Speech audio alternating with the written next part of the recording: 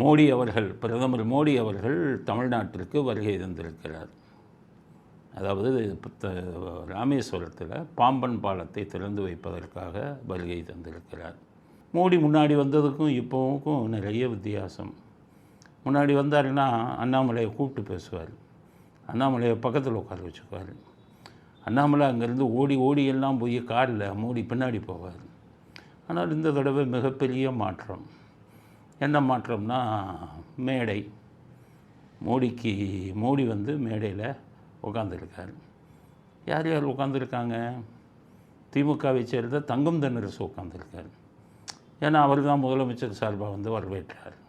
அதில் தமிழ்நாடு பாஜக சார்பில் யாரை உட்கார வச்சுருக்காங்கன்னா எப்போவும் அண்ணாமலையை உட்கார வைப்பாங்க. இப்போவும் அவர் தானே தலைவர், இன்னும் தலைவர் பதவி விட்டு போகல. அப்படி இருந்தும் அண்ணாமலையை மேடையில் உட்கார வைக்கவில்லை, நயினார் நாகேந்திரனை உட்கார வச்சிருக்காங்க. குறைவான செங்குத்து உயர்த்தல் கொண்ட பாலங்களில் ஒன்றான எல்லாம் சொல்லுவாங்க இது அரசாங்க விழா.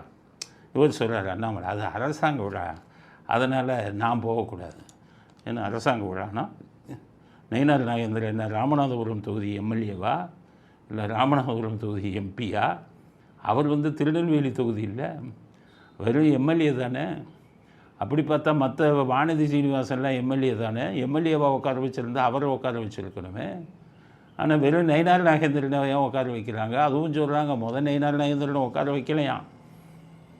அப்புறம் வந்து பிஎம் ஆஃபீஸ்லேருந்து ஏதோ ஃபோன் வந்தது. உடனே அவர் வந்து மேடையில் இப்போ பிரைம் மினிஸ்டர் மேடையில் உட்காந்துருக்கிறதுனால அங்கேருந்து ஃபோன் வந்தது. உடனே நயினார் நாகேந்திரனை மேடையில் உட்கார வச்சுட்டாங்க.